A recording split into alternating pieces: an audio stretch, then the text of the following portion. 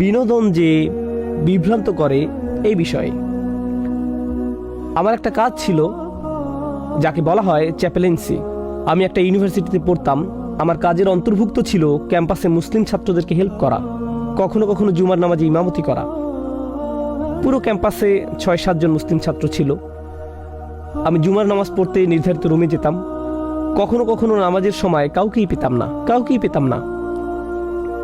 আর আমাকে এই ছাত্রদেরকে কল করতে হতো, করিম আমি নামাজের রুমে, আজকে জুমা। হ্যাঁ ওকে, আমি এখন আসলেই বিজি। তুমি কি করছো? গেম খেলছি।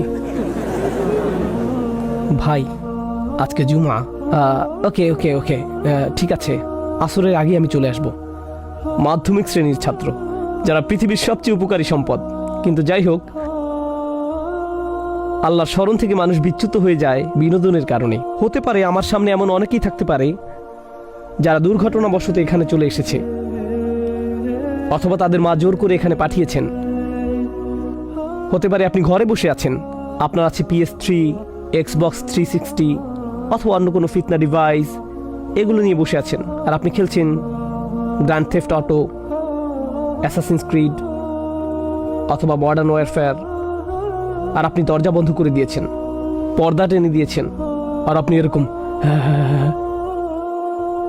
সূর্য উঠছে, সূর্য ডুবে যাচ্ছে, সাম্রাজ্যের উত্থান হচ্ছে, পতন হচ্ছে, সরকার বদলে যাচ্ছে, আর আপনি শুধু আপনি জানেনও না চারপাশে কি ঘটছে। এরকম অনেকেই আছে। এগুলোর কারণে তারা জীবন থেকে বিচ্যুত। কারণ আমাকে র্যাঙ্কিং 5-এ যেতে হবে। এই র্যাঙ্কিং একসময় আপনার জীবনে বিশাল কাজে আসবে, তাই না? যদি অনলাইন র্যাঙ্কিংয়ে আপনার নাম কিছুটা উপরে ওঠে। কিন্তু যাই হোক, আমি আপনাদেরকে ব্যবসা সম্পর্কে বলতে চাই। গত বছর আমার একজন ছাত্র ছিল যে খুবই সফল ব্যবসায়ী, আর সে ব্যবসার সাথে আছে সম্ভবত 15-20 বছর ধরে। আর সুবহানাল্লাহ, তার সবচেয়ে বড় কাস্টমারদের একজন হলো ইয়াহুদি, যার বাড়ি নিউ ইয়র্কে।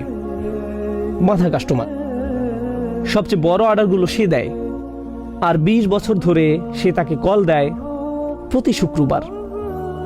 খুতবা শুরু হয় 1:15-তে, 1:14-তে সে কল দেয় প্রতি শুক্রবারে, আর তাকে বড় অর্ডার দেয় প্রতি শুক্রবারে। আর তাকে বলতে হয় আমি এখন কথা বলতে পারবো না। ও কেন? আজকে শুক্রবার, এখন নামাজের সময়। ও আমি খেয়াল করিনি। পরবর্তী সপ্তাহে একই ঘটনা, পরের সপ্তাহে একই ঘটনা। 20 বছর ধরে চলছে। যে বিষয়টার প্রতি আমি আপনাদের দৃষ্টি আকর্ষণ করতে চাই, ব্যবসার জন্য আল্লাহ যে শব্দটি ব্যবহার করেছেন, শব্দটি কি কার মনে আছে? তিজারাহ। কিন্তু আল্লাহ এই সূরাতে সব সময় ব্যবসার জন্য এই শব্দটি ব্যবহার করেননি। আল্লাহ বলেছেন, ইয়া আইয়ুহাল্লাযীনা আমানু ইযা নুদিয়া লিস-সালাতি মিন ইয়াউমিল জুমআতি ফাসআউ ইলা যিকরিল্লাহ ওয়াযারুত তিজারা, না ওয়াযারুল বাই'। তিনি এখানে ব্যবসার জন্য তিজারা শব্দটি ব্যবহার করেননি, তিনি ব্যবহার করেছেন বাইউন শব্দের অর্থ আসলে ব্যবসা না, বাইউন অর্থ বিক্রি। এখানে কতজনের নিজের ব্যবসা আছে? মাত্র 2 জন ব্যবসায়ী। আস্তাগফিরুল্লাহিল আযীম। আপনারা কি করেন? আপনারা সবাই করেন কি এখানে? ওকে, যাই হোক, ব্যবসা বাণিজ্য কিছু করেন, প্রয়োজনে কলা বিক্রি করেন, কিছু একটা করেন, ব্যবসা বাণিজ্য করেন। যাই হোক, যখন আপনি ব্যবসা করেন, এর মধ্যে অনেক কাজ থাকে। অ্যাকাউন্টিং, স্যালারি তৈরি কষ্টকর যখন বেতন পরিশোধের সময় হয়।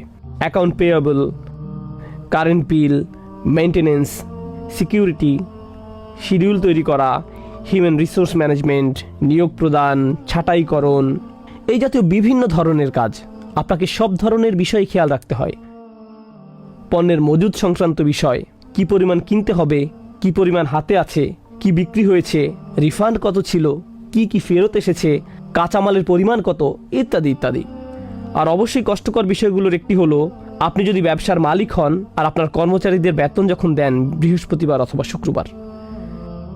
আমেরিকাতে শুক্রবারে আমাদের ছুটি থাকে না, তো আপনার যদি শুক্রবারে বেতন দেওয়ার কথা থাকে, তাহলে আগে ভাগে জুমায় চলে যাওয়াই ভালো। আমার জন্য এখন গিয়ে আল্লাহকে স্মরণ করাই উত্তম। কারণ চেকে সাইন করাটা অনেক বেশি যন্ত্রণাদায়ক। কিন্তু জুমার জন্য দোকান প্রায় বন্ধ করে দিয়েছেন। তখন একজন কাস্টমার চলে এলো। কোনো কাস্টমার ছোট ঝুড়ি তুলে নেয়, আবার কোনো কাস্টমার বড় শপিং কার্ট নিয়ে ঢুকে। কোনো কাস্টমার কার্টের মধ্যে পণ্য নিতে থাকে, আরও নেয়। খুতপা শুরু হয় একটা 15-তে, আর এখন একটা 10। আর আপনি এরকম ওকে ওকে ওকে ওকে এখনই নিয়ে আসবে। আর সে নিতেই থাকে। যদি এটা চেক লেখার সময় হতো, অথবা ট্যাক্স ফর্ম পূরণ করা, অথবা কারেন্ট বিল পরিশোধের সময় হতো, আপনি এটা রেখে দিতেন আর সাথে সাথে নামাজে যেতেন। কিন্তু যদি রসালো একজন কাস্টমার চলে আসে আর শপিং কার্ট ভরতে থাকে, এ অবস্থায় চলে আসাটা কি সহজ? ব্যবসা ছেড়ে আসাটা সহজ হতেও পারে, কিন্তু জানেন কি ছেড়ে আসা কঠিন? বিক্রয়। কারণ বিক্রয়ের জন্যই অন্য সব কিছু।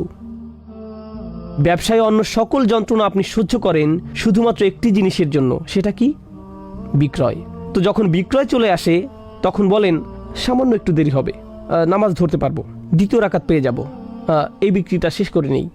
গুরুত্বপূর্ণ একটা কাস্টমার, আল্লাহ বলেছেন বিক্রয় বন্ধ করো। কিন্তু আমি কিভাবে টাকা কামাবো? আল্লাহু খায়রুর রাযিকিন।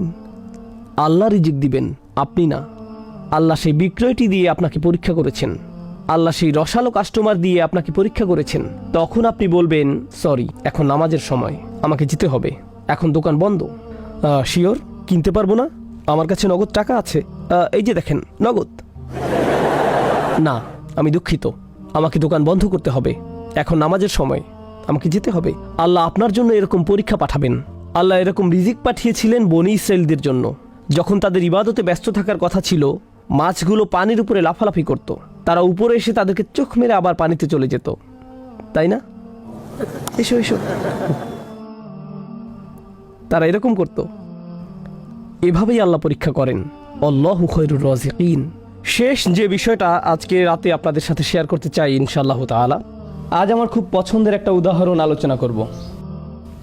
আপনাদের হাত উঁচু করাটা খুব জরুরি না, তবে আপনারা যদি করেন তাহলে আমার খুব ভালো লাগবে। কে আয়াতুল কুরসি জানেন? আয়াতুল কুরসি। গত বিকেলে যে উদাহরণটি আলোচনা করতে চেয়েছিলাম সেটা ছিল আয়াতুল কুরসি। চলুন আমরা একসাথে তেলাওয়াত করি। আউযু বিল্লাহি মিনাশ শাইতানির রাজীম।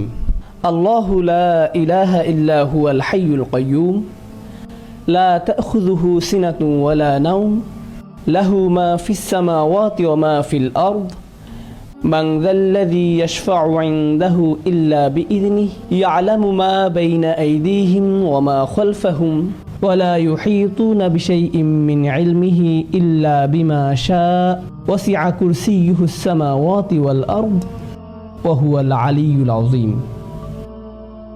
আয়াতুল কুরসিতে সর্বমোট 9টি বাক্য। আয়াতুল কুরসিতে 9টি বাক্য। আমরা একটু দেখি।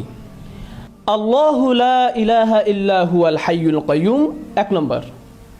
লা তাখুযুহু সিনাতুন ওয়ালা নাওম 2 নম্বর। লাহু মা ফিস সামাওয়াতি ওয়া মা ফিল আরদ 3 নম্বর।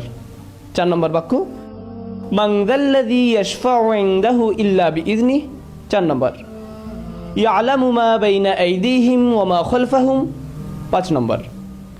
এরপর ওয়ালা ইউহীতুনা বিশাইইন মিন ইলমিহি ইল্লা বিমা শা'a 6 নম্বর। এরপর ওয়াসি'a কুরসিয়্যুহুস সামাওয়াতি ওয়াল আরদ 7 নম্বর। ওয়ালা ইয়াউদুহু হিফযুহুমা 8 নম্বর। ওয়া হুয়াল আলিয়্যুল 'আযীম 9 নম্বর। 9টি বাক্য। প্রথম বাক্য আল্লাহু লা ইলাহা ইল্লা হুয়াল হাইয়ুল কাইয়্যুম, একটা চমৎকার বাক্য যেটি শেষ হয়েছে আল্লাহর দুটি নাম দিয়ে। কি সে দুটি? আল হাইয়্যু, আল কাইয়্যুম, চিরঞ্জীব এবং সবকিছুর উৎস। পৃথিবীর সবকিছু সৃষ্টি করেছেন এবং নিয়ন্ত্রণ করছেন তিনি। বিস্ময়কর হলো শেষ বাক্য। লক্ষ্য করুন প্রথম বাক্য, এখানে এমন কিছু আছে যা কিনা শেষ বাক্যেও আছে, আর তা হলো ওয়াহুয়াল আলিয়্যুল 'আযীম। প্রথম বাক্যে আল্লাহর কয়টি নাম রয়েছে? প্রথম বাক্যেও আল্লাহর 2টি নাম রয়েছে এবং শেষ বাক্যেও আল্লাহর 2টি নাম রয়েছে।